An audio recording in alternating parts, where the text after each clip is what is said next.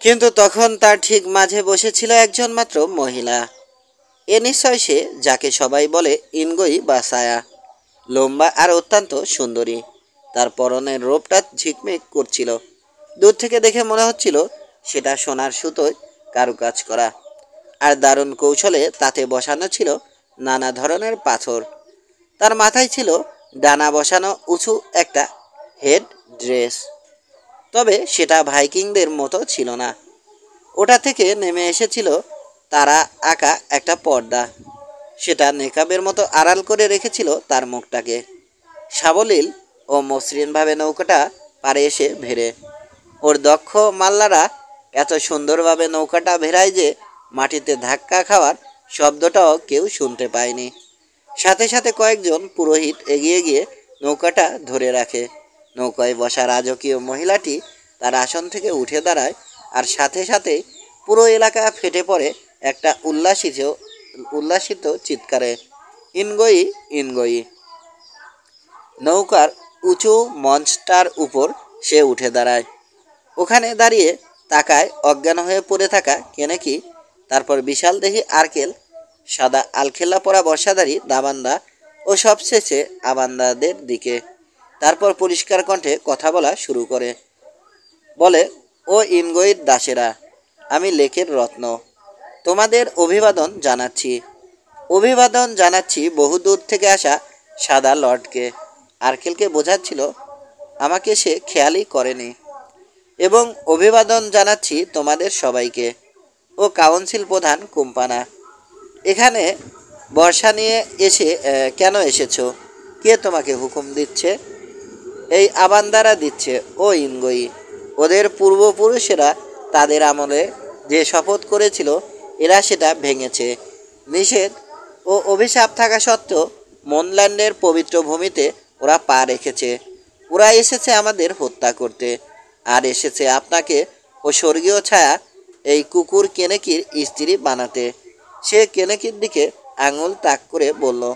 লক্ষ্য করলাম কেনেকি ততক্ষণে জ্ঞান ফিরে পেয়েছে এবং শুনছে কি বলা হচ্ছে না হচ্ছে। নিয়ে যাও এই অভিশপ্ত লোকটাকে, তোমাদের নিয়ম অনুসারে বিচার করো। এর দিকে আমি আর ফিরেও তাকাবো না।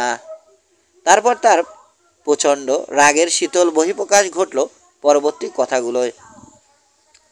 জোরালো গলায় সে বলল, শোনো আবান্দার লোকেরা, যে অভিশাপ তোমাদের উপর থেকে কাটাতে তোমরা এই অভিশপ্ত লোকটার সাথে এখানে এসেছো, তোমাদের উপর থেকে সেই অভিশাপ কাটেনি, এবং তোমাদের উপর আর কোনো রকম দয়া দেখানো হবে না।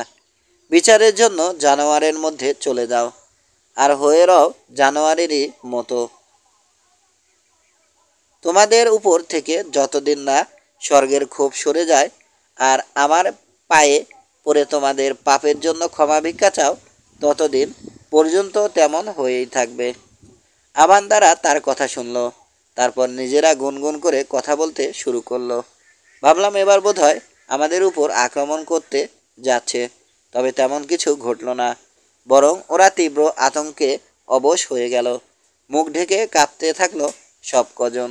তারপর একটা কথাও না বলে ঘুরে ছুটে পালালো জঙ্গলে। একদল সৈন্য কিনা আতঙ্কিত, একদল ভেড়ার পালের মতো পালিয়ে গেল। সব চলে গেল এক সময়। হাজার পায়ের আঘাতে তৈরি হওয়া গুমগুমে আওয়াজও এক সময় থেমে গেল। নিস্তব্ধ হয়ে গেল চারপাশ। অন্ধকার জঙ্গলের ভেতর সব গায়েব হয়ে গেছে। সুন্দরী মহিলাটি অর্থাৎ ছায়ার চোখটি এতক্ষণ নিবদ্ধ ছিল লেকের স্থির পানির দিকে। এখন সে আর্কেলের দিকে তাকালো এবং নরম সুরে বলল, দূর দেশ থেকে আসা সাদা লর্ড, আমাদের স্বপ্ন সত্যি হয়েছে। আরেকবার মিলিত হয়েছি আমরা। তুমি এখন আমার আর আমি তোমার। তারপরও যদি তুমি চাও যে তোমার সঙ্গীর সাথে চলে যাবে, তাহলে সেই রাস্তাও তোমার জন্য খোলা। তখন সে প্রথমবারের মতো আমার দিকে ফিরে চাইল। শুধু জেনে রেখো, এবার চলে গেলে এ জীবন এবং পরবর্তী সমস্ত জীবনের জন্য তুমি আমাকে হারাবে। আরও জেনে রেখো, এখন যদি আমরা মিলিত হই, তাহলে পৃথিবী বা স্বর্গের এমন কোনো ক্ষমতা নেই যা আমাদের আলাদা করতে পারবে। এখন বেছে নাও। আর্কেল মাটির দিকে চোখ নামিয়ে নিল। ও আসলেই খুব দ্বিধায় পড়ে গিয়েছিল। তারপরে একসময় চোখ তুলে চাইলো সরাসরি সেই মহিলার চকচকে চোখের দিকে। তৎক্ষণাৎ বুঝতে পারলাম যে মহিলাটি জিতে গেছে। তারপর আর্কেল আমার দিকে ফিরে বলল, বিদায় বন্ধু, আর কখনো আপনার সাথে আমার দেখা হবে না। জানি আপনি আমাকে পাগল বলে ভাবছেন, আপনার বিচার আর বাইরের দুনিয়ার কাছে আসলেই আমি তা। কিন্তু আমার মন বলছে ভালোবাসা ভুল করতে পারে না। আমার পাগলামির মাঝে সেটাই হলো সবচেয়ে বড় সত্য জ্ঞান। কারণ ওই তো দাঁড়িয়ে আছে আমার আসল গন্তব্য। ওর জন্যই আমি জন্মেছি, একবার ওকে হারিয়েছি, আজ আবার ফিরে পেলাম। বিদায় জানাচ্ছি আবার। কখনো কখনো আমাদের কথা ভাববেন, আমরাও ভাববো আপনার কথা, এখানে হোক বা অন্য কোথাও। ও আকাশের দিকে আঙুল তাক করে বলল, আবার আমাদের দেখা হবে। বুঝতেই পারছেন, সব কিছু বলতে পারছি না। সে আমার হাতটা তুলে নিয়ে আন্তরিকতার সাথে একবার ঝাঁকিয়ে ছেড়ে দিল। তারপর অতি ধীর পদক্ষেপে হেঁটে গেল বিশাল নৌকাটার দিকে। নৌকার দুই দিকে পাথরের মূর্তির মতো অনড় বসা মহিলাদের সারির মাঝ দিয়ে হেঁটে গেল মঞ্চটার দিকে, যেখানে ছায়া ছিল তার অপেক্ষায়। আর্কেল মঞ্চটাতে পৌঁছানো মাত্রই সে দুবাহু বাড়িয়ে তাকে বুকে টেনে নিল। তারা পরস্পরকে চুমো খেল। এর ফলে ছায়া তার পূজা ও পূজারীদের সামনে স্বামী হিসেবে গ্রহণ করে নিল আর্কেলকে। বিশাল কারুকার্যময় সিংহাসনটায় পাশাপাশি বসলো তারা। পুরোহিতেরা নৌকাটাকে ধাক্কা দিয়ে পানিতে দূরে সরিয়ে দিল এবং এর কয়েক মুহূর্তের মধ্যেই পশ্চিম আকাশে অস্ত গেল কমলা রঙের সূর্য। সেই সাথে লেকের পানিও অন্ধকার হয়ে গেল। নৌকারোহী সেই অদ্ভুত যাত্রীরাও ধীরে ধীরে মিলিয়ে গেল অন্ধকারের পটভূমিতে। তারপর আবার একবার ওদের দেখতে পেলাম। অন্ধকার আকাশে জমতে থাকা মেঘের গায়ে প্রতিফলিত সূর্যের আলোয় দেখলাম ভেসে চলেছে ওদের নৌকাটা। তারপরই পুরোপুরি অন্ধকার হয়ে গেল আকাশটা, আর ওরাও গায়েব হয়ে গেল সেই অন্ধকারের ভেতর। দৃশ্যটা দেখে হ্যান্স মন্তব্য করলো, ব্যাপারটা শেষ পর্যন্ত ভালোই হলো বাস। কারণ দেখলেনই তো, সূর্যটা একবার মরে গেল, তারপর আবার ফিরে এলো, যেন আশীর্বাদ করলো ওদের। আশা করি তাই যেন হয়। ঘুরতে ঘুরতে বললাম আমি। আমার মনের অবস্থা তখন আর খুব একটা ভালো ছিল না। আর্কেল তো শেষ পর্যন্ত তাকে জিতে নিল, যাকে সে অন্তঃস্থল থেকে চাইছিল। কুম্পানারাও তাদের ইচ্ছে মতো সব পেয়েছে, কিন্তু আমি তো কিছুই জিতিনি। কাজেই একাকিত্ব বোধ মোটেও কাটছিল না। এখানে আমার কাজটা আসলে ছিল সবার নোংরা কাজগুলো করা, সেটা সাদা ইঁদুরেরই হোক কেনেকি বা কুম্পানার। সত্যি বলতে কোনোটাই আমার পছন্দ হয়নি। ছাই ফেলার ভাঙাগুলো হতে কেই বা পছন্দ করে। সে রাতে আমরা লেকের ধারে ক্যাম্প ফেলি। আমার চেয়েও বিরক্ত কিছু বা কেউ সেখানে ছিল। মনে হচ্ছিল লেকের গভীর থেকে ভেসে আসছিল বন্য কোনো পাখির আতঙ্কিত আর্তনাদ। তবে বনের ভেতর থেকে যে আওয়াজ আসছিল তার তুলনায় সেটা কিছুই ছিল না। ওদিক থেকে ভেসে আসছিল ভয়াবহ সব হাতির ততোধিক ভয়ানক হুঙ্কার, সেই সাথে আরও অন্যান্য পশুর গর্জন। আর সবচেয়ে ভয়ঙ্কর ব্যাপার হচ্ছে, বনের ভেতর থেকে মানুষের আতঙ্কিত চিৎকার আর তীব্র যন্ত্রণাকাতর আর্তনাদ ভেসে আসছিল অবিরাম। মনে হচ্ছিল হাতি আর অন্যান্য পশুর দল নির্ঘাত ওদের পিষে ফেলছে। শব্দটা এতই বীভৎস আর ভয়াবহ ছিল যে কুম্পানা কোথায় ঘুমাচ্ছে জানলে ওর কাছে গিয়ে এর কারণ জানতে চাইতাম। তবে সম্ভবত কোথায় কি হচ্ছে জানলেও ও আমাকে কিছুই বলতো না। তবে একসময় আর্তনাদের শব্দ কমে যায়। শেষ পর্যন্ত কিছু বিশ্রাম নিতে পারি। সূর্য ওঠার আগে আকাশ ধূসর থাকতেই কিছু খাবার নিয়ে আসে কোম্পানা। দ্রুত খেয়ে নিতে বলে, কারণ রওনা হওয়ার সময় হয়ে গেছে। খেয়েই আমরা রওনা হয়ে যাই। সূর্য উঠতে উঠতে আবার ঢুকে পড়ি জঘন্য সেই জঙ্গলে ঢুকে 300 গজ যেতে যেতেই কিছু একটায় হোঁচট খেয়ে পড়তে বেঁচে গেলাম। আতঙ্কিত হয়ে আবিষ্কার করলাম এটা আসলে কোনো এক অভাগা আবান্দার পিষে মেরে ফেলা দেহাবশেষ। আশেপাশের বিভিন্ন চিহ্ন দেখে স্পষ্ট বুঝতে পারলাম হাতির পায়ে পিষ্ট হয়ে মরেছে সে। মাংসের দলাটার দিকে দৃষ্টি আকর্ষণ করে হ্যান্সকে বললাম, দেখো এদিকে হ্যান্স। ও বলল, আগেই দেখেছি বাস, ওদিকে আরও অনেক পড়ে আছে। গত রাতে শোনেননি হাতির দল এদেরকে পিষে মেরেছে? বলিন স্বরে বললাম, শুনেছি। মনে পড়ল আবান্দাদেরকে ছায়া বলেছিল, যাও ন্যায্য বিচারের জন্য জানোয়ারের কাছে যাও। খোদা, এই কি ন্যায্য বিচার? হ্যান্স ঠিকই বলেছিল। আশেপাশে হতবাগাদের দোমড়ানো মোচড়ানো বিকৃত অনেক মৃতদেহ পড়েছিল। ধারণা করলাম অন্তত কয়েকশো লোক এভাবে মারা পড়েছে। অন্ধকার জঙ্গলের ভেতর উন্মাদ পশুগুলো ওদেরকে পিষে ফেলেছে বা সেফ ছিঁড়ে ফেলেছে। সম্ভবত লোকগুলোকে জানোয়ারগুলো তাদের গায়ের গন্ধ শুকে অনুসরণ করেছিল। ভাবছিলাম, এই যদি এদের ভাগ্য হয়, তাহলে কেনেকির কপালে কি জুটেছে কে জানে। ওকে আমাদের আগেই নিয়ে যাওয়া হয়েছিল। আশেপাশে কোথাও ওর ছায়াও দেখতে পাচ্ছিলাম না। এতদিন পর্যন্ত দাবান্দাদের খুব একটা অপছন্দ করতাম না, কিন্তু তখন থেকে ওদের সেফ ঘৃণা করতে শুরু করলাম।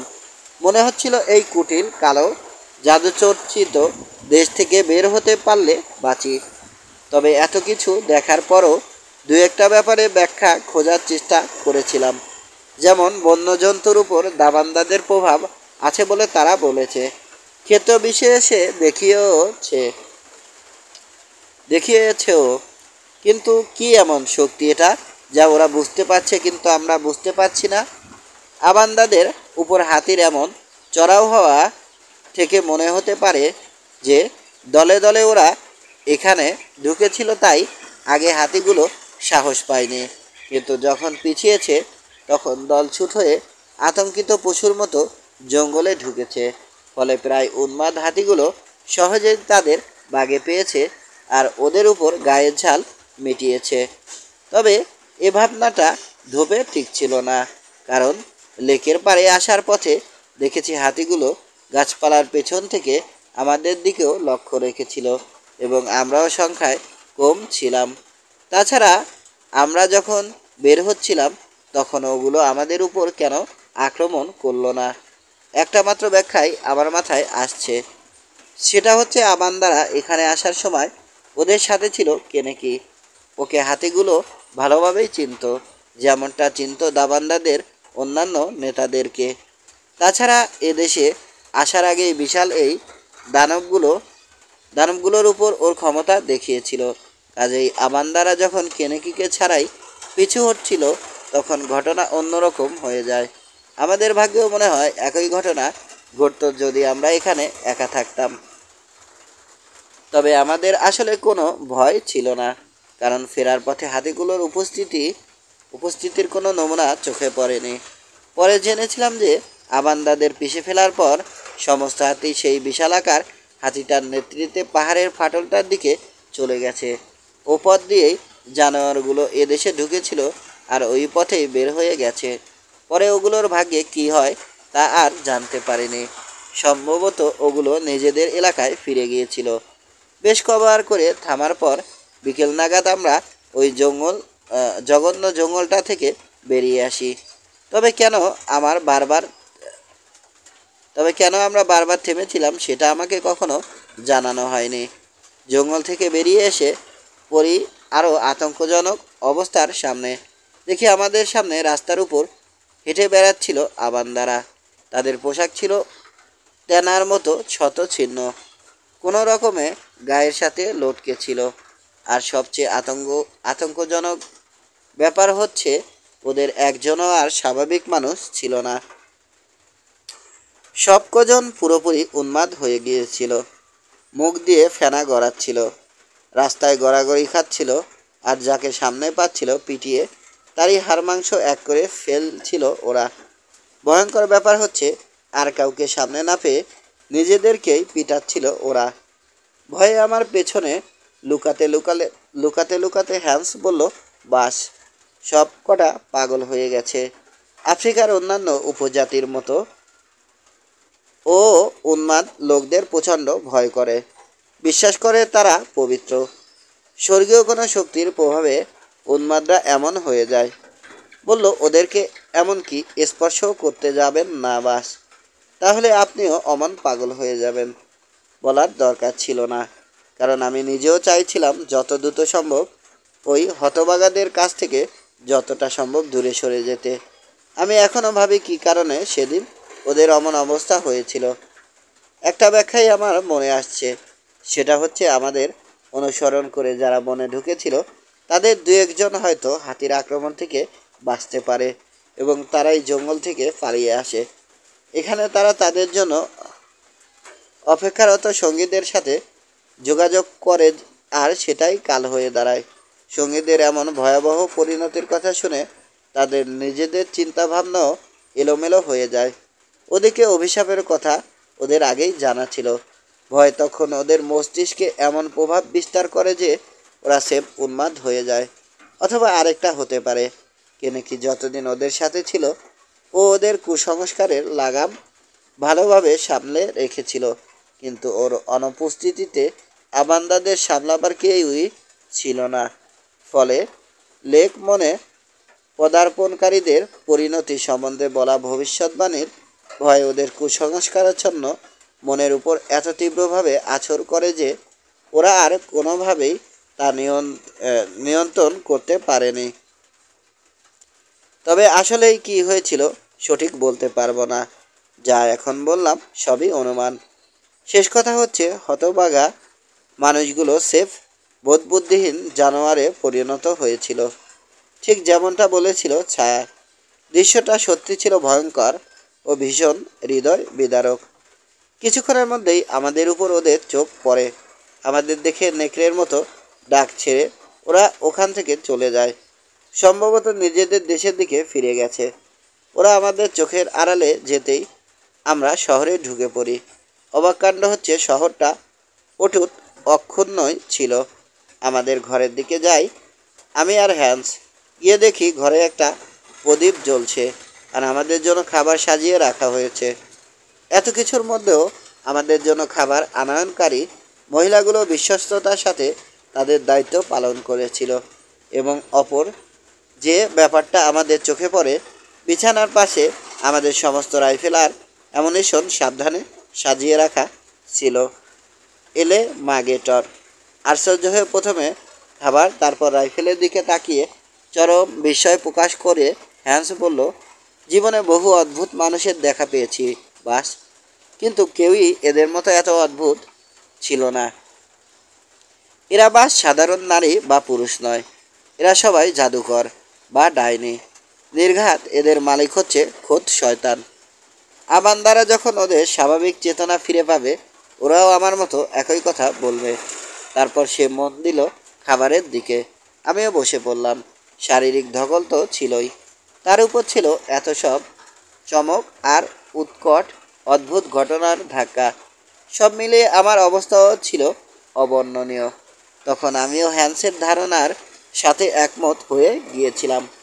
তবে এখন মনে করি ওসব কোনো অতি প্রাকৃত ঘটনা ছিল না, বরং ছিল প্রাকৃতিক ও সাধারণ ঘটনার প্রতিক্রিয়া, যাকে বলা যেতে পারে একটা অভাবনীয় দুর্ঘটনা, তবে ব্যাখ্যার অতীত নয় কোনো মতেই।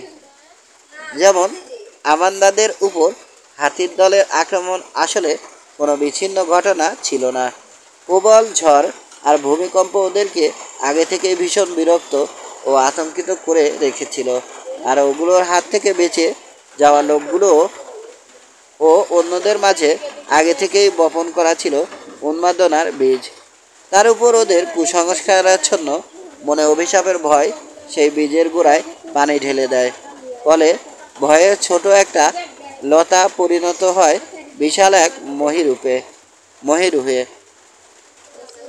আতঙ্ক গ্রাস করে ওদের মন, কিন্তু সেই চাপ ওদের মন কোনোভাবেই সহ্য করতে পারেনি এবং তারই তীব্র বহিঃপ্রকাশ ঘটে চরম উন্মাদনার মাধ্যমে।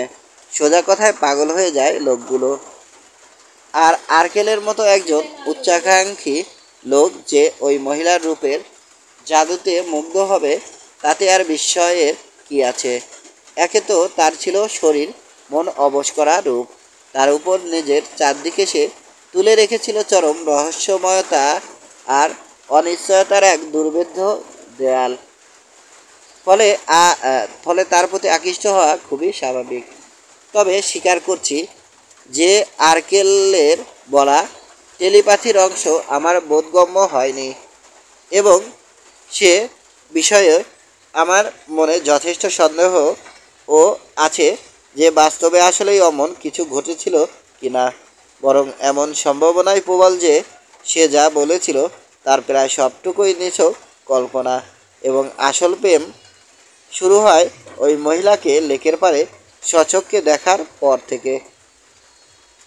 শেষ পর্যন্ত বলতে হচ্ছে, এত সব অদ্ভুত ঘটনা, তাতে অংশগ্রহণে জোরপূর্বক আমাকে বাধ্য করা হয়।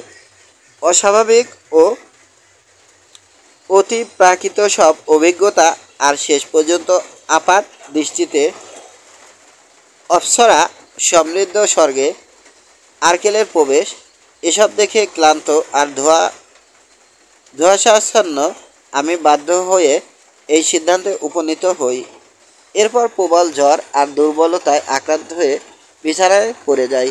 টানা 1 সপ্তাহ প্রবল জ্বরে ভুগি। তারপর শক্তি ফিরে পেতে ব্যয় হয় আরও 1 সপ্তাহ। এই সময় বলার মতো তেমন কিছুই ঘটেনি। চারদিকে ঘুরে ফিরে এসে হ্যান্স বারবার জানায় যে ঝড়ের আগে যেমন ছিল সব কিছু ঠিক তেমনই চলছে, সহজ স্বাভাবিকভাবে।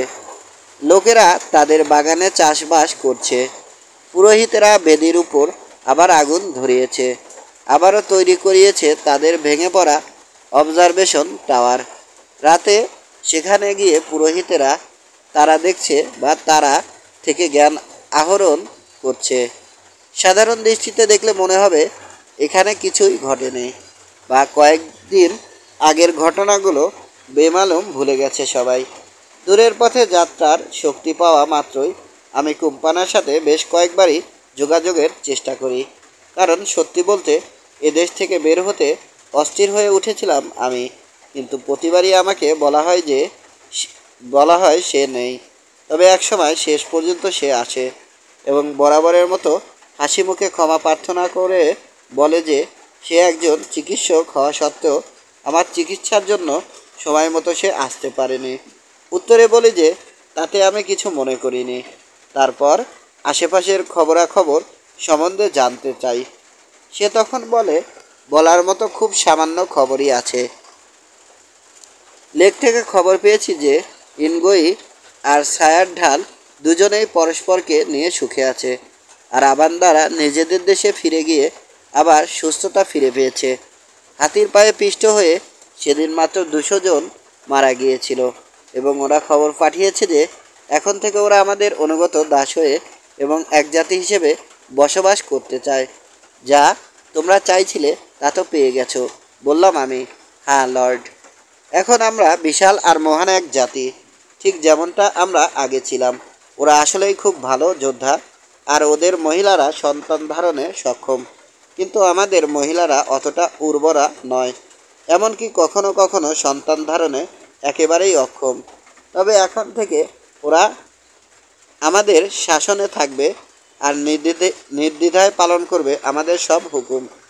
এটাই কি আসলে তোমাদের উদ্দেশ্য ছিল কোম্পানা?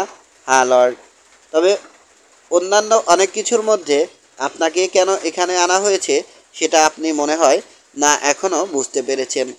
ভেবে দেখুন, আপনি না থাকলে কেনেকিকে আরবদের হাত থেকে বাঁচানো যেত না। ছায়ার ঢাল অর্থাৎ সাদা লর্ডকেও আবান্দাদের হাত থেকে বাঁচানো যেত না। আর পাগলামির কারণে যখন তাকে এদেশ থেকে বের করে দেয়া হয়, তখন এমনকি আমিও তাকে সুস্থ করতে পারতাম না। কিন্তু কেনেকির কাছ থেকে সর্দারি কেড়ে নেয়া ও তাকে অপরাধী হিসেবে প্রমাণিত করার পর কেন তাকে তোমাদের আবার দরকার হলো? অন্য অনেক কারণের মধ্যে ও আবার না এলে এখান থেকে পালাতো না, বা আবান্দাদের কাছেও যেত না। তাহলে আবান্দারাও আমাদের আক্রমণ করতো না। কিন্তু আমরাই চাইছিলাম যে অমনটা করুক। ভাগ্য ওর সাথে কি খেলা খেলবে তা আমরা আগে থেকেই জানতাম। তবে তখনও আমি পুরোপুরি নিশ্চিত ছিলাম না যে আবান্দারা ওর কথা পুরোপুরি শুনবে কি না। আর সেখানেই আপনার ভূমিকা এসে পড়ে। ওরা কি আপনাকে, যার সুনাম সর্বত্র ছড়িয়েছে, তাকেও ওদের সামনে থেকে ভয় পাওয়া শিয়ালের মতো লেজ গুটিয়ে পালাতে দেখেনি? সে কারণেই আপনাকে আমাদের সাথে নিয়েছিলাম। বলেছিলাম যে ওদের সাথে লড়াই করতে হবে। এই কুটিল মনের লোকটার সাথে তর্ক অর্থহীন। তাই মাথায় চড়ে যাওয়া রাগটাকে যতটা সম্ভব নিয়ন্ত্রণে রেখে বললাম, বলছো এমন হবে সেটা তুমি আগেই বুঝেছিলে, তাই এসব আয়োজন করেছো? অবশ্যই লর্ড, আগে থেকেই আমরা জানতাম কি হবে। এই দৈবজ্ঞানের উপহারটা আমাদের আছে। ওর মিথ্যা কথা শুনে গায়ে জ্বালা ধরে যাচ্ছিল।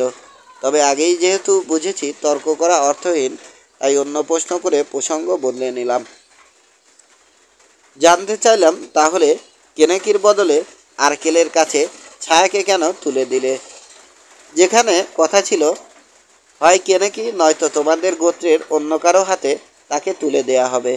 কারণ লর্ড, এরপর যে আরবি শব্দ সে ব্যবহার করলো তার ভদ্রস্থ অর্থ করা যায় অযোগ্যতা। আমাদের জাতিটা অনেক বেশি প্রাচীন, আর বারংবার নিজেদের মধ্যে বিয়ের ফলে সন্তান জন্মহার অনেক বেশি বাধাগ্রস্ত। সে কারণে আমাদের দরকার ছিল শ্বেতাঙ্গদের শিল্পকলা, আইন আর অন্যান্য বিষয়ে জ্ঞানে একজন লোকের। তাদের মিলনের ফলে নতুন একজন ইনগোইকে আমরা পাব, যার মন থাকবে মহান। সে হবে সেই জন যে আরও একবার দাবান্দাদের করে তুলবে আফ্রিকার বুকে এক মহান জাতি। তবে এটা বর্তমান ইনগোই বা তার স্বামী সাদা লর্ডের পক্ষে সম্ভব নয়। এটা তাহলে তোমার আরেকটা ভবিষ্যৎবাণী? হ্যাঁ লর্ড, এটা অবশ্যই অর্জিত হবে, হবেই। বিজয়ীর দীপ্ত প্রত্যয়ের সুরে সে কথাটা ঘোষণা করল। তবে তারপর সে আর এ ব্যাপারে কথা বলতে অস্বীকার করে এবং স্বাভাবিক সুরে বলে, আজ পূর্ণিমার রাত, এখানে একটা অনুষ্ঠান হবে। প্রার্থনা করি আপনি তাতে অংশ নেবেন এবং আগামীকালই যাতে আপনি আপনার পথে রওনা হতে পারেন সে ব্যবস্থা আমি করে রাখব। মন্তব্য করলাম, শুনে খুব খুশি হলাম, কিন্তু তোমাদের কোনো অনুষ্ঠানে অংশ নেওয়ার কোনো ইচ্ছা আমার আর অবশিষ্ট নেই। অদ্ভুত একটা হাসি দিয়ে সে বলল, তারপরও লর্ড, আমার মনে হয় অন্যান্য বারের মতো এবারও আমরা যা চাইছি তাই আপনি করবেন। তার মানে আমাকে যেতেই হবে? ও লর্ড, আমি কি একবারও সে কথা বলেছি? তারপর আমি নিশ্চিত যে আপনি আসবেন, আর কোনো বিপদের ভয় পাবেন না। আপনার নিরাপত্তার জন্য একজন রক্ষীও পাঠিয়ে দেব। তারপর সে উঠে দাঁড়িয়ে একবার বাউ করে বেরিয়ে গেল। লোকটা চলে যাওয়ার পর মনে হলো কেনেকির ব্যাপারে কিছুই জিজ্ঞেস হয়নি। তখন হ্যান্স বলল, বাস, এতদিন ভাবতাম আপনি যথেষ্ট বুদ্ধিমান, কিন্তু এখন দেখছি এই কুম্পানা আপনার চেয়ে অনেক অনেক বেশি বুদ্ধি রাখে, এমনকি আমার চেয়েও বেশি। কারণ সব সময় ও যা চেয়েছে আমাদের দিয়ে করিয়ে নিয়েছে, একবারও আমরা যা চাই তা হয়নি। আর আজ আমাদের নির্বুদ্ধিতা নিয়ে হেসে গেল। তবে আজকের অনুষ্ঠানে আমাদের যেতেই হবে, কারণ যদি হেঁটে যেতে না চাই তাহলে বয়ে হলেও ওরা নিয়ে যাবে, তবে ভদ্রভাবে অবশ্যই। ভাবছি এখানে ভাবছি ওখানে কি দেখব কে জানে, আমিও জানি না। হতে পারে লেডি শ্যাডো আর তার স্বামী আসবে আমাদের দেখতে। মনে হয় না, বাস, ওরা এখন নিজেদের নিয়েই ব্যস্ত। এখন হয়তো ওরা একজন আরেকজনের হাত ধরে পরস্পরের মুখের দিকে তাকিয়ে আছে, অথবা হয়তো চাঁদের দিকে তাকিয়ে চাঁদ নিয়েই বোকা বোকা কথা বলছে। প্রেমালম ভুলে গেছে বাকি দুনিয়াকে। তবে হ্যাঁ বাস, আমাদের যাওয়া যদি আরও 6 মাস পর হতো তাহলে হয়তো নিজেদের দেখতে দেখতে ক্লান্ত হয়ে আমাদের দিকে তাকানো ফুসরত তারা পেত, কিন্তু এখন তা মোটেও সম্ভব না। আমার বরং মনে হচ্ছে ওখানে গিয়ে আমরা কেনেকির দেখা পাবো। অবশ্য যদি সে এখনও বেঁচে থাকে তাহলেই আর কি। ওর ব্যাপারে আমরা কোনো কথাই এখন পর্যন্ত শুনিনি। আফ্রিকান ওঝাদের মতো হ্যান্সও কীভাবে যেন বাতাসে গন্ধ শুকে শুকে সত্যটা বের করে। রাতে আমাদের জন্য বিশালদেহী এক পাহারাদার এলো, আমাদেরকে বেদির দিকে নিয়ে যেতে এসেছে সে। অবাক অবাক ব্যাপার হলো, হ্যান্সের ধারণা মতো বেদির মাঝখানে কেনেকিকেই দেখতে পেলাম। এবার নিয়ে দ্বিতীয়বারের মতো তাকে এখানে বিচারের সম্মুখীন করা হয়েছে। নির্বিকার চেহারায় সে দাঁড়িয়েছিল ওখানে। আরও একবার আফ্রিকার কুসংস্কারাচ্ছন্ন দেশে পুরোহিতদের লৌহ কঠিন শাসন দেখতে হলো। মনে হচ্ছিল সচল বা অসচল যাই হোক, শহরের জীবিত সব মানুষ ওখানে হাজির হয়েছিল। যারা হাঁটতে পারে হেঁটে এসেছিল, যারা হাঁটতে পারে না তাদের বয়ে আনা হয়েছিল। এছাড়াও ছিল শহরের বাইরের বিভিন্ন প্রান্ত থেকে আসা প্রচুর লোক। সবার আগ্রহের কেন্দ্রে ছিল নিরাবেগ কেনেকি। বিচার অনুষ্ঠান নিয়ে উত্তেজিত হয়ে উঠেছিল সবাই। পুরোহিতদের লৌহ কঠিন শাসনের জাতাকলে পিষ্ট সাধারণ মানুষ থেকে শুরু করে খোদ পুরোহিত পর্যন্ত সকলের মধ্যেই সৃষ্টি হয়েছিল এক ধরনের উল্লাস। তারকা পর্যবেক্ষকরা তাদের পোস্ট থেকে চিৎকার করে বলছিল তারা কি দেখতে পাচ্ছে। বেদির পেছনের কোনো লুকানো জায়গা থেকে ভেসে আসছিল জিকিরের মতো গম্ভীর সুর, আর বেদির মাঝখানে থাকা আগুনটাকে দেখতে লাগছিল ঠিক পাহাড়ের উপর থাকা একটা সিগন্যাল লাইটের মতো। আগুনের উল্টো পাশে প্রহরী পরিবেষ্টিত হয়ে হাত পা বাঁধা অবস্থায় দাঁড়িয়েছিল কেনেকি। তার সামনেই বসেছিল সাদা আলখেল্লা পরা ইনগোয়ির কাউন্সিল। তারা ছিল বিচারক, নয়তো জুরি, বা হয়তো একসাথে দুটোই। এবং তাদের ও জনতার মাঝে একটা জায়গায় দাঁড়িয়েছিল কুম্পানা, যাতে সে কাউন্সিল ও জনতা উভয়ের কথাই শুনতে বা শোনাতে পারে। নিঃসন্দেহে সেই ছিল ওই আয়োজনের পরিচালক। ওখানে পৌঁছালে পরে আমাদেরকে বসতে দেয়া হলো কুম্পানার কাছাকাছি, এবং তখনই শুরু হলো বিচার। সব কিছু বিস্তারিত বলছি না। তারা শুরু করলো। আগের ছায়ার উপর কেনেকির অপরাধের লম্বা ফিরিস্তি দিয়ে। কেনেকি আমাকে যা বলেছিল ওর অপরাধ ছিল তার চেয়ে অনেক বেশি জঘন্য। একটার পর একটা অপরাধের বয়ান দিতে দিতে শেষে এসে পৌঁছলো শেষ দুই একটা অপরাধের কাছে, যার এক আধটু আমি নিজেও দেখেছি। তারপর কেনেকিকে বলা হলো তার নিজের ব্যাপারে কিছু বলার থাকলে বলার জন্য। বরাবরের মতোই সে বলে, পুরোহিতদের অধীনে পরিচালিত এই বিচার সে মানে না, এবং এই অবৈধ বিচার কার্যক্রমে তার কিছুই বলার নেই। আরও বলে সে এখনও দামান্দাদের আইনানুগ সর্দার, কাজেই তার কার্যক্রমের বিচার করার অধিকার এই কাউন্সিলের নেই।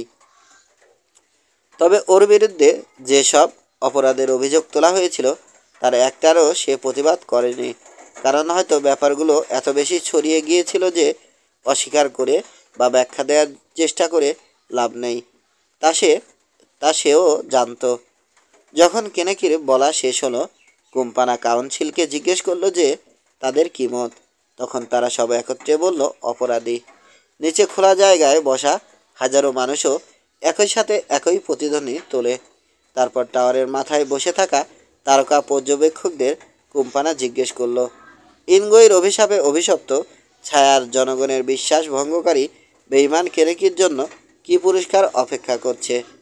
উপরে বসা স্বর্গীয় তারকা পর্যবেক্ষকরা ভাব দেখালো যে আকাশে জ্বলজ্বলে তারকা থেকে কিছু একটা দেখতে পাচ্ছে তারা। তারপর তারা নিজেদের মধ্যে আমার অজানা কোনো একটা ভাষায় কথা বলা শুরু করলো। শেষে ডান থেকে একজন বলল, স্বর্গের সিদ্ধান্ত শুনে নাও। যে লোক স্বর্গীয় আগুন পা দিয়ে দলেছে সে হবে আগুনের খোরাক। লোকটা কি বলেছিল প্রথমে ভালো মতো বুঝতে পারিনি, তবে পুরোহিতদের দেখলাম আগুনে আরও লাকড়ি চড়াচ্ছে। হ্যান্সকে বললাম, দেখে তো মনে হচ্ছে না আগুনের আরও খাবার দরকার আছে। উত্তরে হ্যান্স বলল, ওহ বাস, আপনি এত বোকা কেন? বুঝতে পারছেন না ওরা এই পেঁচাটাকে বলি হিসেবে আগুনে পুড়িয়ে মারতে যাচ্ছে। ঘরে আমাদের খাবার দিয়ে যাওয়া মহিলাটি আমাকে বলেছে, যেই ছায়ার দিকে হাত বাড়ায় তাকে সবসময় এভাবে আগুনে পুড়িয়ে মেরে ফেলা হয়।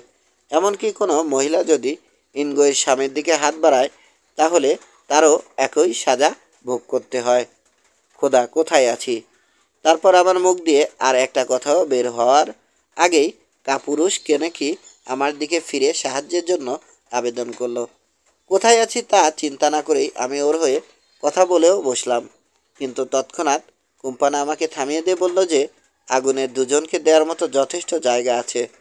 ওদের দেশের নিয়ম হচ্ছে প্রমাণিত অপরাধীকে যে সাহায্য করতে চায় তাকে অপরাধীর সাথে একই সমান সাজা ভোগ করতে হয়। এ কথার পর আমার আর কী বা করার থাকতে পারে। তবে যত বড় অপরাধীই হোক, একটা মানুষকে আগুনে পুড়িয়ে মেরে ফেলা অবশ্যই অমানবিক, অত্যন্ত অমানবিক। এই নিষ্ঠুর অমানবিকতা বন্ধ করতে না পেরে ওখান থেকে উঠে গেলাম। কেনেকিকে যখন পার হয়ে আসি ও তখন বলল, বিদায় মাকুমাজান, খারাপ একটা সময়ে আপনার সাথে দেখা হয়েছিল। আপনার বন্ধু সাদা চোরটার সাথে যদি দেখা হয় তাহলে বলবেন যে একদিন তাকেও ছায়ার পরিবর্তে বেদির এই আগুনকে চুমো খেতে হবে।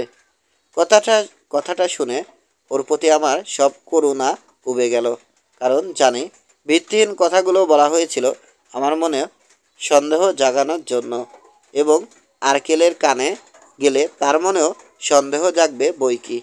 আমি তাই বললাম, চুপ করো, মৃত্যু যখন এসেছে পুরুষের মতো তাকে বরণ করো। ও তখন কিছু বলে থাকলেও আমি শুনতে পাইনি, কারণ পুরোহিতেরা তখন একটা বন্য ধরনের গান গাইতে শুরু করে। বাজারের শেষ প্রান্তে পৌঁছে কেন যেন একবার পেছন ফিরে তাকাই, দেখি আগুন ইতিমধ্যেই কেনেকিকে চেয়ে ফেলেছে। শুধু শরীরের কাঠামোটাই কেবল কোনো মতে বোঝা যাচ্ছে। একটু আগ পর্যন্ত সবাই চুপ করেছিল, কিন্তু আগুনে ওকে ছুঁড়ে ফেলা মাত্রই সবাই একত্রে চিৎকার করে ওঠে বিকৃত বুনো উল্লাসে। কিছুক্ষণ পর হ্যান্স ফিরে এলো, বলল, বাস, কেনেকিকে ওরা পুড়িয়ে ফেলায় আমি খুশিই হয়েছি। কেন? পাষণ্ডের মতো কথাগুলো শুনে প্রশ্নটা করলাম। দুটো কারণে বাস। প্রথমত, ওই পাশে যখন আমরা যান হাতে করে ছুটছিলাম তখন ওর কারণেই ছোট গর্ত আর জেরির প্রাণ হারাতে হয়। আর দ্বিতীয়ত, আপনি চলে আসার পর ও বলেছিল এখান থেকে বেরোতে পারলে ও আপনাকে লালসার বাসকে আর আমাকে মানে হ্যান্সকে পুড়িয়ে মেরে ফেলবে।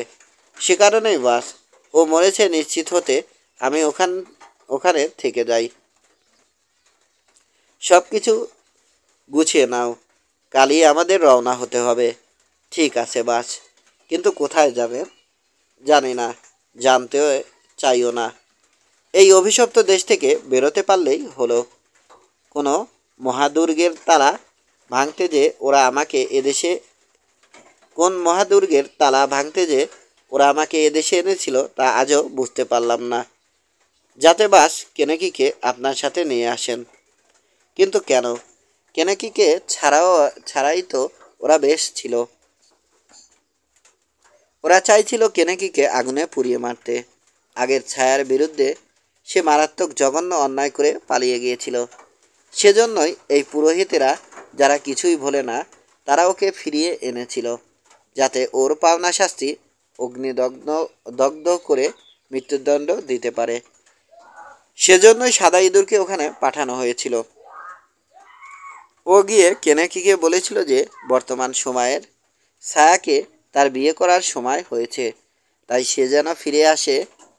আর এজন্যই সাদা ইঁদুর ওকে বাঁচাতে এত উতলা হয়ে উঠেছিল, যাতে সে বেদির আগুনকে আবার ফাঁকি দিয়ে আরবদের হাতে মারা না যায়। ওহ বাস, ওরা সব কিছুই দারুণ পরিকল্পনা মাফিক করেছে, করুক। এখন আমাকে আবার পরিকল্পনা করে ধরে না বসলেই হলো। বিদায়। কেনেকিকে বর্বরভাবে আগুনে পুড়িয়ে মারার সাথে এই পবিত্র দেশ মনল্যান্ডে আমার অভিযানের গল্প শেষ হয়েছে। তবে মনে হয় আরও দুই একটা ব্যাপার উল্লেখ করা উচিত। পরের দিনটা আমরা যাত্রার প্রস্তুতি নিয়ে কাটাই। আমাদের কথা দেয়া হয়েছিল যে মালামাল বইবার জন্য প্রয়োজনীয় সংখ্যক কুলির যোগান দেয়া হবে। সাথে খাবার দেওয়ার জন্য বেশ রান্নাবান্নার আয়োজনও চলছিল। কিন্তু একটা মহা সমস্যায় পড়ে গিয়েছিলাম আমরা। বুঝতে পারছিলাম না কোন পথে ফিরব। কেনেকির সাথে যে পথে এসেছি সেই পথে নাকি উল্টো দিকে পশ্চিম উপকূলে পৌঁছানোর জন্য একটা মরিয়ার চেষ্টা করব। এতক্ষণে হ্যান্স কোনো সিদ্ধান্ত দিতে পারল না। এক্ষেত্রে হ্যান্স কোনো সিদ্ধান্ত দিতে পারল না। ও কেবল পথ চলতে গেলে কোনো সমস্যার মধ্যে পড়ব, কোন সমস্যার মধ্যে পড়ব তা বলেই খালাস। সে রাতেও কোনো সিদ্ধান্ত নিতে পারলাম না। লাভের মাঝে চিন্তা করে করে ঘুমটা নষ্ট করলাম। তাই পরদিন পর্যন্ত সিদ্ধান্ত নেওয়া স্থগিত রাখি। ভেবে নিই পরের দিন হতে হতে কিছু না কিছু বের হয়েই যাবে। হয়েছিল, তবে বড় অদ্ভুতভাবে। মাঝরাত নাগাদ আমার ঘুম ভেঙে যায়। দেখি আমার বিছানার পায়ের দিকে দাঁড়িয়ে আছে সাদা পোশাক পরা এক নারী মূর্তি। তাকিয়ে আছে আমারই দিকে। তাড়াহুড়ো করে উঠতে গেলাম, কিন্তু সে হাত নেড়ে নিষেধ করলো। তারপর মুখের সামনে থেকে হালকা পর্দাটা সে সরিয়ে দিল। আবিষ্কার করলাম মহিলাটা আসলে সাদা ইঁদুর। যদিও সাদা ইঁদুরকে এক কি দুবার মাত্র দেখেছি, তাও আবার অন্ধকার রাতের আবছায়ার মধ্যে। কিন্তু তারপরও সেই একই কাঠামো, একই আধার কালো রহস্যময় চোখ, সেই কোঁকড়ানো কালো চুল, আর তার পুরো অবয়ব জুড়েই প্রকাশ পাচ্ছিল অদ্ভুত কোনো গোপন রহস্যময়তার দীপ্তি। ভুল আমার হতেই পারে না। বিড়বিড় করে বললাম, সাদা ইঁদুর। জোরে কথা বলতে ভয় পাচ্ছিলাম, কারণ ভাবছিলাম হয় ভূত দেখছি, নতুবা স্বপ্নের ঘোরে আছি। হ্যাঁ মাকুমা জান, আমি। অন্তত আরবদের মাঝে এই নামেই আমাকে ডাকা হতো। কিন্তু কিভাবে? তুমি তো মারা গেছো। আরবরা তো তোমাকে কেনেকির বাড়ির উঠানে মেরে ফেলেছিল। না লর্ড, ওরা আমাকে মারতে পারেনি। আমি ওদের হাত গলে পালিয়েছিলাম। তারপর আপনাদেরও আগে আগে এদেশে এসে পৌঁছাই। পথে চেষ্টা করেছি যাতে যাতে আপনাদের রাস্তা যতটা সম্ভব মসৃণ হয়। আমাদের আগে? কিন্তু কিভাবে আমাদের আগে এলে? সেটা একটা গোপন ব্যাপার লর্ড, প্রকাশ করতে চাই না। তাছাড়া সেটা বড় কোনো ব্যাপারও না। জঙ্গলে সেদিন যখন জঙ্গলের অধিবাসীদের সাথে আপনার সমস্যা হয়েছিল, সেদিনও আমি এসেছিলাম। আপনাকে পথ দেখিয়ে ওখান থেকে বের করে এনেছিলাম। আমারও তাই মনে হয়েছিল, মন্তব্যের সুরে বললাম। তারপর আবার বললাম, কিন্তু নিশ্চিত হওয়ার আগেই তুমি চলে গিয়েছিলে। আমি তো ভেবেছিলাম তুমিও ছিলে, মানে জঙ্গলের অধিবাসীদেরই একজন। জানি, কিন্তু এখনও কি আপনি নিশ্চিত হতে পেরেছেন যে আমি একজন সাধারণ নারী? না, এখনও আমি নিশ্চিত নই, বললাম আমি। এমনকি আমি নিজেও পুরোপুরি নিশ্চিত না লর্ড। তবে সেটা আরেকটা গোপন ব্যাপার। তবে সেটাও আসলে তেমন কোনো বড় ব্যাপার না। তবে যাই হই না কেন, আজ আমি একজন দূত। আপনার জন্য একটা চিঠি এনেছি। আমি চলে যাওয়ার পর সেটা পড়বেন। তবে মনে হয় না ওখানেও কোনো উত্তর পাবেন। আর যদি কোনো উত্তর পান, তাহলে আমি সেটা অক্ষরে অক্ষরে জায়গা মতো পৌঁছে দেব। এবার আমারও মনে হচ্ছে তুমি একটা ভূত, কারণ একজন মানুষ ওভাবে কখনো কথা বলবে না। ওর বাড়িয়ে দেয়া হাত থেকে গোল করে মোড়ানো চিঠিটা বিছানায় রাখতে রাখতে বললাম, চিঠিতে যাই লেখা থাকুক, তার চেয়ে সাদা ইঁদুরের প্রতি তখন বেশি কৌতূহলী হয়ে উঠেছিলাম। অনেকে মানে না, আর অনেকে জানে না, কিন্তু আমরা কি আসলেই ভূত নই লর্ড মাকুমাজান? যদিও কখনো কখনো রক্ত মাংসের শরীরটাই প্রাধান্য পায়, আর মানুষের ভেতর ভূত হয়ে জ্বলতে থাকা আলোটাকেও প্রায় কখনোই দেখা যায় না লর্ড। আমার সময় খুব কম। আপনাকে বলার মতো আমার কিছু কথা ছিল। কথাগুলো কি বলতে পারি? এই দেশে আমাকে তোমার কথার চেয়ে বেশি খুশি আর কি করতে পারবে? হয়তো। কিন্তু এই কথাগুলোই হয়তো অন্য কোনো দেশে আপনাকে খুশি করতো না লর্ড। আপনার দেশে আপনার লোকের মাঝে থাকলে হয়তো আমার কথাগুলোকে মনে হতো এক জাদুকরী ডাইনির কথা, যে কিনা এক ভৌতিক জাদুর দেশে বাস করে। সব কিছু অন্যরকম হলে হয়তো আমি আপনার সঙ্গী হতাম। যদিও আপনি আমাকে আর দেখবেন না, তারপরও তাই চাইতাম আমি। অর্থাৎ কৌতূহলী হয়ে আমি প্রশ্ন করলাম, আপনার ভয় পাওয়ার কিছু নেই। আপনাকে আমার ভালো লেগেছে। আর ভূত বলেন বা নারী, তার উভয়ই যাকে পছন্দ করে তার সাথেই থাকতে চায়। সেই প্রথম থেকেই আপনাকে দেখছি।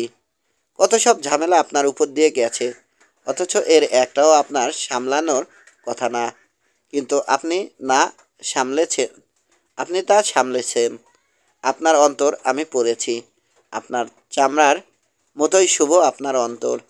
এমন মানুষ এই দেশে কখনো পাওয়া যাবে না। শুনে খুশি হলাম, বললাম আমি।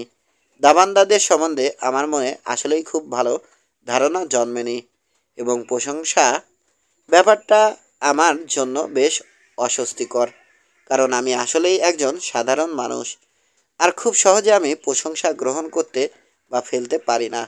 তাই প্রসঙ্গ পরিবর্তন করার জন্য বললাম, চলে যাওয়ার আগে আমার জন্য একটা কাজ করবে সাদাইদুর?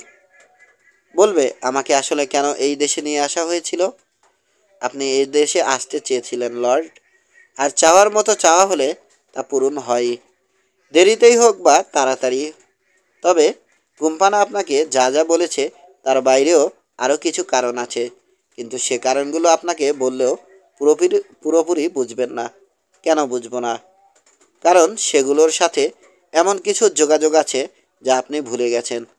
হ্যাঁ লর্ড, সে কথা আপনার আগের জীবনের, যা আপনার অতীতের সাথে অনেক আগেই কবর হয়ে গেছে। অনেক অনেক আগে আমি ও আরও দুজন মহান মানুষের সাথে এই মনল্যান্ডে বাস করতেন আপনি।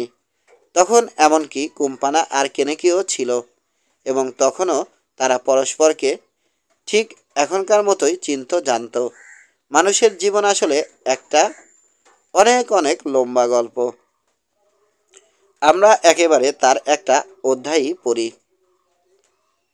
আমরা একবারে তার একটা অধ্যায়ই পড়ি, ভাবি এটাই আসল গল্প। ভাবি না যে পেছনে কি হয়েছিল বা সামনে কি হতে পারে। মনে হলো আগেও অনেক দার্শনিক এমন কিছু বিষয়ে বলে গেছে, তবে ব্যাপারটা অনেক বেশি গভীর আর তর্ক সাপেক্ষ। তাই ও বিষয়ে আর নাক গলাতে চাইলাম না। বললাম, যেগুলো জানো সাদা তুমি কি সেগুলো জানো সাদাইদুর? কিছু কিছু জানি লর্ড, তবে তার বেশিরভাগই অনুমান। লেকের অধিবাসীদের সম্বন্ধে আপনি ভাবেন যে আমরা ভ্রান্ত বিশ্বাসে বাধা পড়ে আছি। তারপরও বলবো, আপনার মধ্যে আমাদের জ্ঞান আছে। হ্যাঁ, সেই জ্ঞানের শিখায় কাল রাতে একজনকে বেদির আগুনে, জীবন্ত আগুনে পুড়ে মরতে দেখলাম। ভুল করছেন লর্ড। আমাদের শিক্ষা অনুসারে এই দেশে কুটিলতার কোনো স্থান নেই। যে এ দেশ শাসন করে তারও কুটিলতাকে প্রশ্রয় দেওয়ার উপায় নেই। আর দাবানদারা একদিক দিয়ে যেমন তার দাস, তেমন আরেকভাবে দেখলে তারা তার প্রভুও বটে। যখন সে জানতে পেরেছিল যে কেনেকি বা অবাধ্য সাথে কি ঘটবে বা তার সাথে কি ঘটবে, তখন সে অনেক কেঁদেছে লর্ড।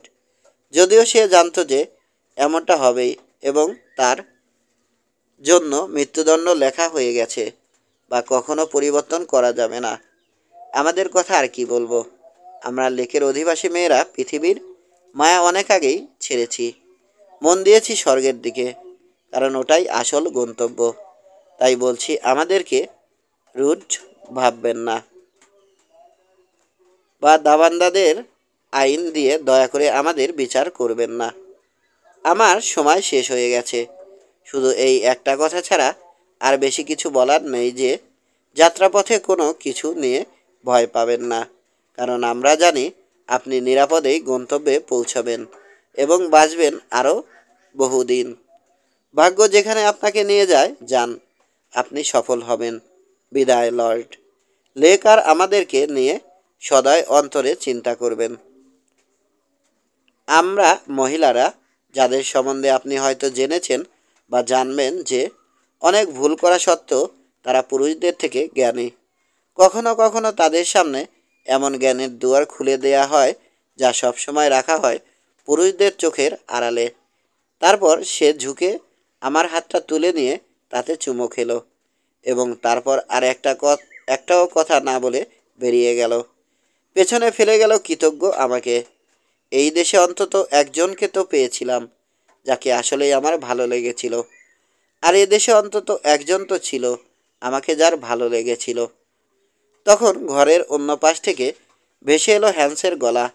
এতক্ষণ ওর কথা ভুলেই গিয়েছিলাম। বলল, ওটাই কি শেষ চুমো ছিল বাস? হলে এবার চামড়ার কম্বলের নিচ থেকে মাথা বের করতে চাই। এটার নিচে ভীষণ গরম। আপনাদের চোখে ধরা না পড়ার জন্য এতক্ষণ রীতিমতো দম বন্ধ করে ওর নিচে পড়েছিলাম। কান দুটো বন্ধ করেছিলে বলে তো মনে হচ্ছে না। আজে বাজে কথা বাদ দিয়ে সাদা ইঁদুর সম্বন্ধে কী মনে হচ্ছে সেটা বলো।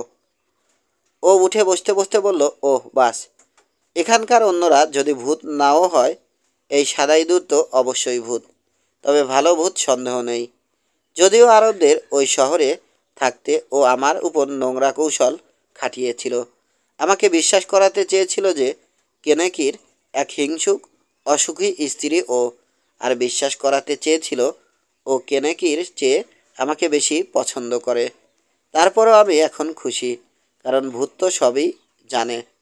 আর বলেছে যে আমাদের যাত্রায় কোনো বিপদ হবে না।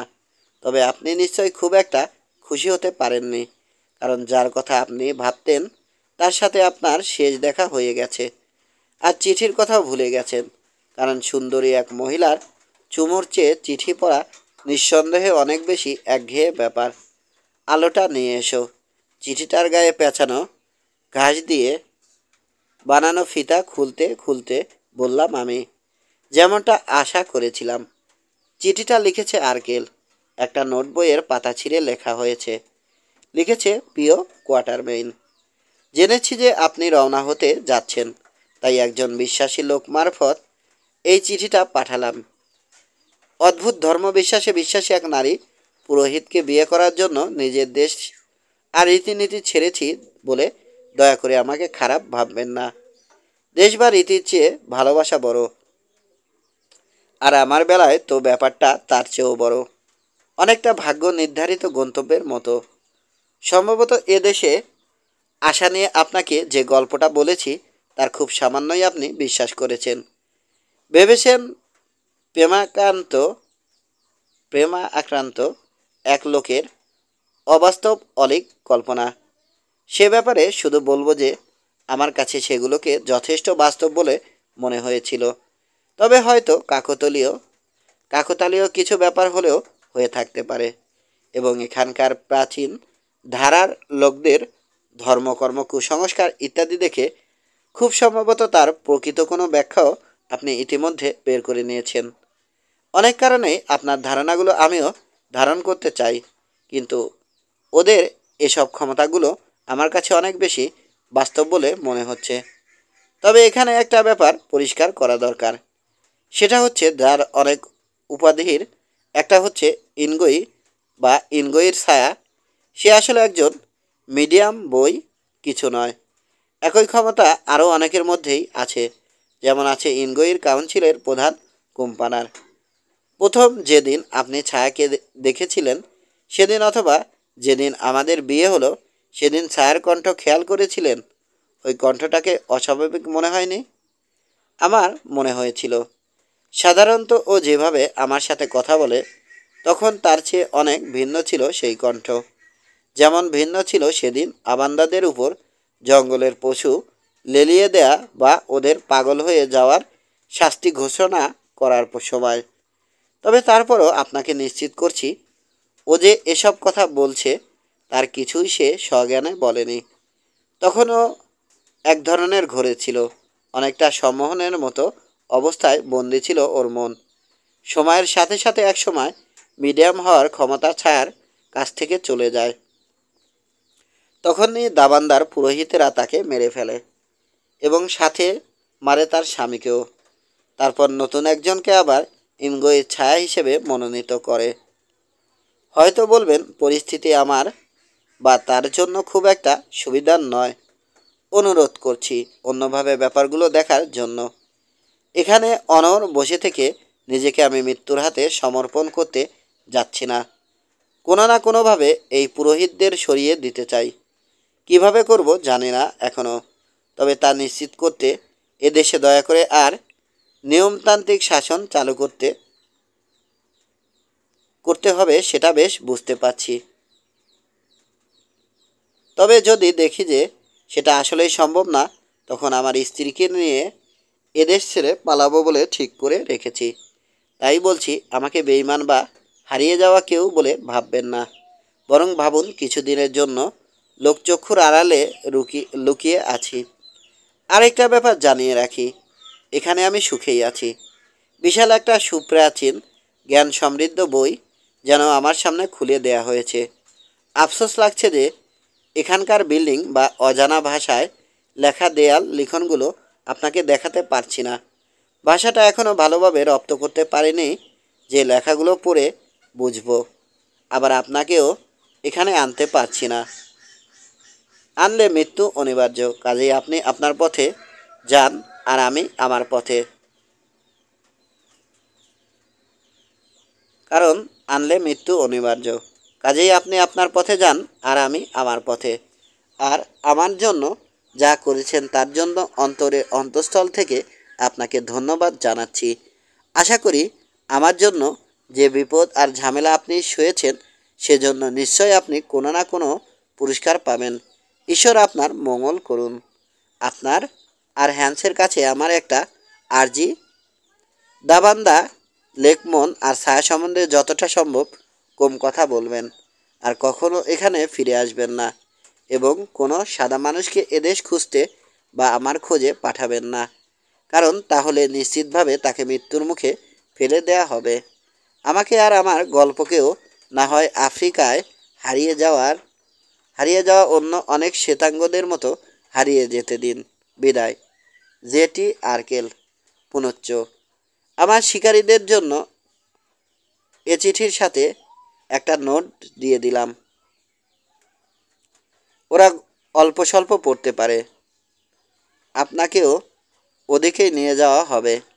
এতে বলা আছে ওদের জিম্মায় যা আছে তার সব আপনাকে বুঝিয়ে দেওয়ার জন্য। বিশেষত ওদের কাছে একটা সিল করা বাক্স আছে, তাতে কিছু স্বর্ণ রাখা আছে। সেটা সে আপনাকে অবশ্যই বুঝিয়ে দেবে। আশা করি স্বর্ণটুকু আপনার কাজে লাগবে। আপনাকে পশ্চিম উপকূলের দিকে রওনা হবার জন্য পরামর্শ দিচ্ছি। আমার রেখে আসা শিকারীরাই আপনাকে পথ দেখিয়ে ওদিকে নিয়ে যেতে পারবে। অন্তত কোনো না কোনো শ্বেতাঙ্গ লোকের সাথে দেখা করার মতো রাস্তায় তো অবশ্যই তুলে দিতে পারবে। জেটি এ। ওটাই ছিল আর্কেলের লেখা চিঠি। ওটা হাতে পেয়ে খুব খুশি হয়েছিলাম, কারণ এতে ও বলেছিল কোনো না কোনো একদিন ওই অভিশপ্ত দেশ ছেড়ে পালাবে। তখন ওই মহিলা, যাকে সে সৌভাগ্য বা দুর্ভাগ্যবশত স্ত্রী বলে গ্রহণ করেছে, সে আসুক বা নাই আসুক। তাছাড়া এতে সে বেশ কয়েকটা রহস্য আমার সামনে উন্মোচন করে দিয়েছে, যেগুলো আমার কাছে ছিল অমাবস্যার কালিগোলা রাতের মতো অন্ধকার। দাবান্দাদের দেশের গল্পটা এখানেই শেষ করছি, কারণ ফিরে আসার অভিযানের বর্ণনা দিতে গেলে আরেকটা বই লিখতে হবে। অত সময় বা ধৈর্য কোনোটাই এখন নেই। এটুকু বলাই যথেষ্ট যে সব কিছুই ঠিকঠাক ছিল। আর্কেলের ক্যাম্পে আমাদের নিয়ে যাওয়া হয়, আর টাকার ব্যাপারে কিছু বলার নেই, তবে ওখানে তার যথেষ্ট পরিমাণেই ছিল। উপকূলে পৌঁছে একটা জাহাজ ধরে দক্ষিণ আফ্রিকায় ফিরে আসি, এবং সেখানে কেউ জিজ্ঞেস করলে বলি যে পর্তুগিজদের এলাকায় একটা লম্বা সময়ের জন্য শিকার অভিযানে গিয়েছিলাম। পরে একদিন আমি আর হ্যান্স আমাদের এই অভিযান নিয়ে কথা বলছিলাম। তখন সে প্রশ্ন করে, আচ্ছা বাস, আপনি যে বলেন দ্বৈত সত্তা, সেটা আসলে কি? আমার পক্ষে যতটুকু বোঝানো সম্ভব বললাম। শুনে সে বলল, বাস, আপনার মনে আছে আগুনে ফেলার আগে কেনেকি বলেছিল যে একদিন লাল সার বাসকেও ওখানে, মানে আগুনে যেতে হবে। দুটো সত্তা থাকার মূল্য মনে হয় ওভাবেই দিতে হয়। আমি খুশি যে আমার ও জিনিস নেই, তবে হ্যাঁ, আপনার জন্য সেটা থাকলে তাতে আপত্তি নেই। আর্কেলের ব্যাপারে আরেকটা কথা বলে রাখি, যদিও সন্দেহ করি ওটা তার আসল নাম নয়। দাবান্দাদের দেশ থেকে চলে আসার পর আর কখনো আর্কেলের নাম শুনিনি।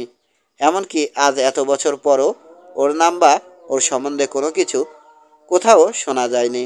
আজকের আগে এই গল্প কোথাও প্রকাশ করিনি। সমাপ্ত।